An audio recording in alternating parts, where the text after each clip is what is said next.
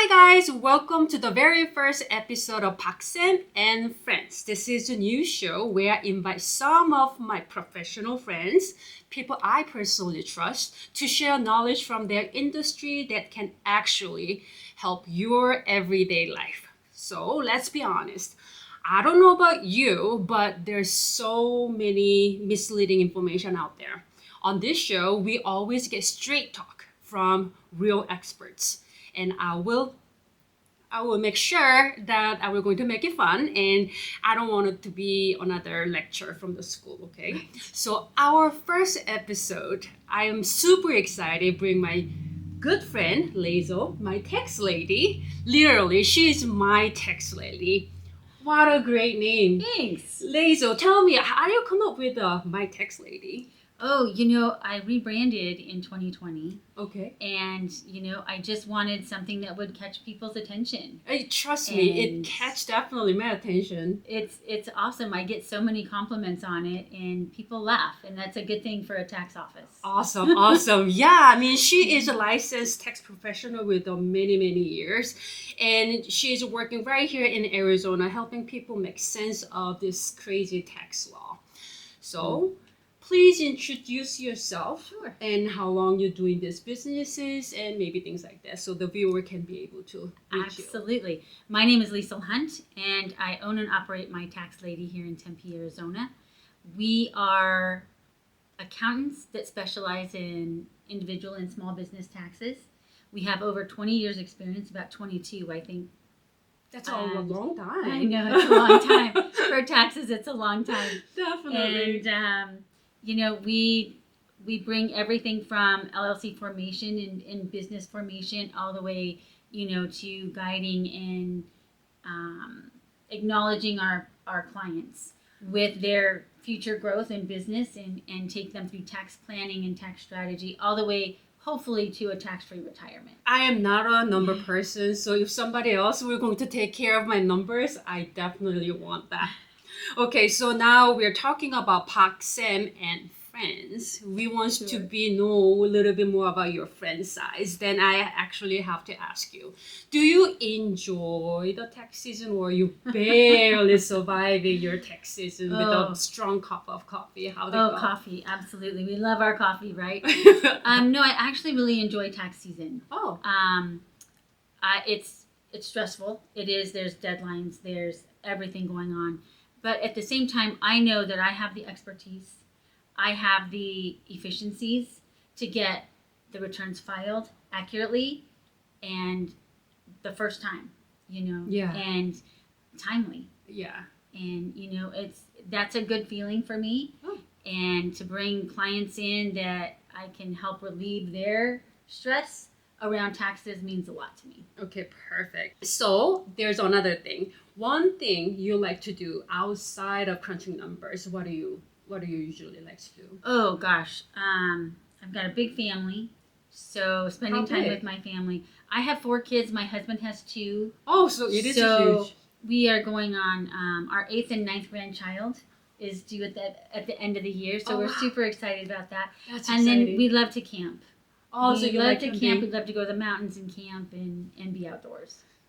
I gotta tell you, those smell of the burning wood is really campfires. That's amazing.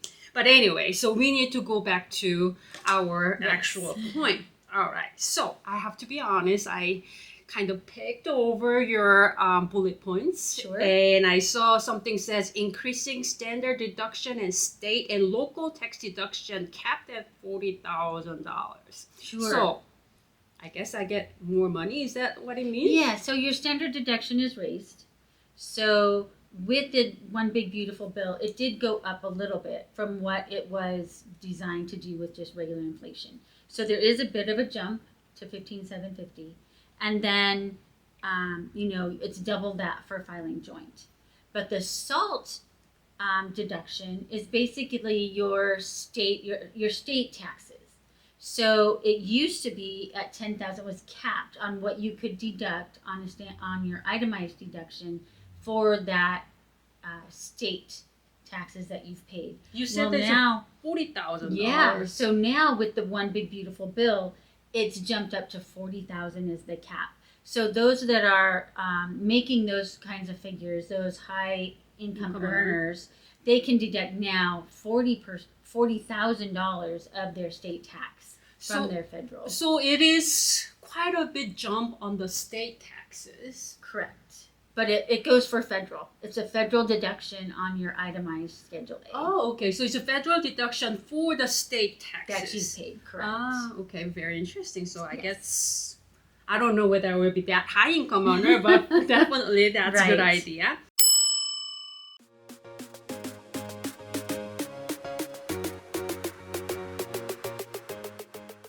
All right, so let's talk about our seniors because I have a lot of viewers who are 65 and older, and I hear this quite a bit. It says no taxes on Social Security benefit, hooray, but I find myself that I correct them, say, hey, you never really had taxes for your Social Security income if that was your only income, right? Correct. Is this changes that for is correct. all? Well, there is actually no change to that. Okay. That stays absolutely the same. Okay. And that's where the big erroneous things coming through that we hear that, there's no tax on Social Security. That actually hasn't changed. What has changed is an additional deduction of their income for every person that's 65 years or older, whether they're claiming Social Security income or not. Oh, so it's for every senior that's 65 years or older gets an additional $6,000 of a deduction against their income for that year. So that's great. So what you're saying is that people who are 65 and older, maybe they're collecting Social Security benefit.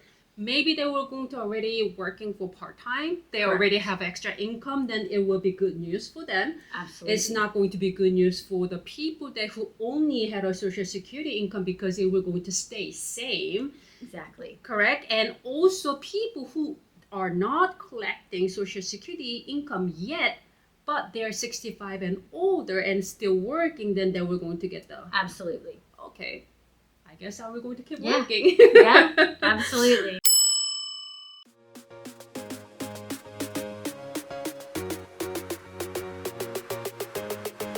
Okay, so this is another big one.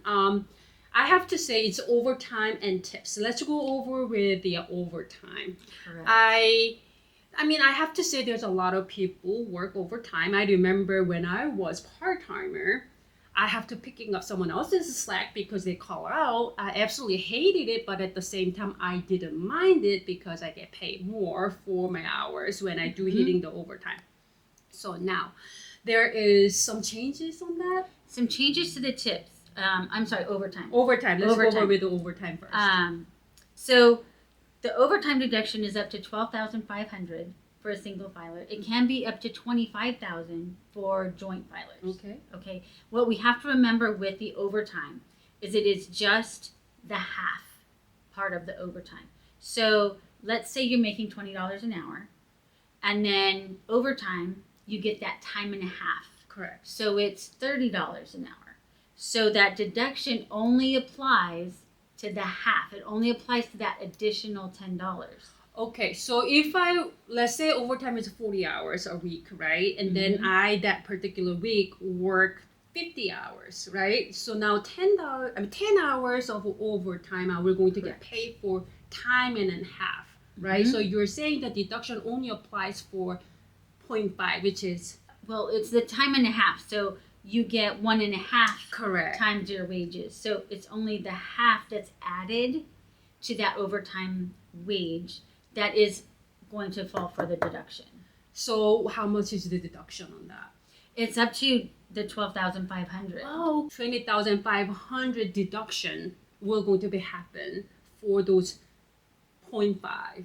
Correct. Okay. Correct. Okay. It's a little bit strange. It's not on the entire wage amount that you get a deduction. But what you want to be sure is that your employer is tracking that, because we're not going to be able to report that income accurately unless we have something from your employer saying, hey, this was the amount of your overtime and this was the half percentage part of that deduction. Okay. So that's something new for the employers that they're going to have to track before the end of the year. So is going to be something the employer has to support that to employee when they ask for it, or is it mandatory? How is that going to work? We don't know at this point. We don't know. We do know that IRS is not changing any tax forms for 2025. Okay. So the W-2s are the same, the 1040s are the same. So exactly how people that can take this deduction get this information for their tax return is still up in the air. Okay, so like say for instance, if somebody who has a W-2 and when they receive it, they sometimes write it down what was the overtime. So would you strongly suggest the employee workers to keep that, especially W-2 form, accurately keep it on the safe in the file? They're not actually W-2, but also their paycheck stuff. Oh yes, the paycheck stuff. So you want them to save the paycheck stuff, so if that way you can have their collect last that. one, especially for that last payday of the year. That would be great because that will show the overtime. All right, guys. So if you guys get the overtime, make sure you were going to save those pay stuff, so that way it will help you and also bring to the taxpayers, also the tax providers, so they get that deduction. Perfect. That's awesome. All right, so this is one especially big for our community. There's a lot of restaurant workers and also a lot of seniors actually taking some gig job, like Ubers, maybe Postmates and things like that nature. Sure. So those people receiving tips, right? And I heard there's no taxes on the tips. So I don't know whether that's accurate information. I had a conversation with you. You told me that it's not accurately correct, and you wanted to definitely go over it. Yes. Can you tell a little bit more about that? What's super important to know with the tips is that it has to be reported tips. Okay. So a lot of times, your restaurant workers and your hairdressers, your nail people, they don't actually report their tips. So in that case, we can't deduct it. Right? So it has to be reported on a W-2 as tips. And once we have that, then it's up to $25,000 in a deduction that they can take on that tip income. Okay. But it would be listed on their W-2. Okay. And that's the biggest fear I think that we have going into this tax season is that people are going to come in and say, "Oh, I've got these tips," but we have no reportable tip income to take that against. Okay, so when your whole entire year of 2025, every income that you receive, whether it's going to be semi-monthly or every week or so, the pay stub, if the pay stub shows the tip as an income, then you can deduct it. But if you never put that income into your tax income, it's not going to be deductible. That's what you're saying. Correct. Okay.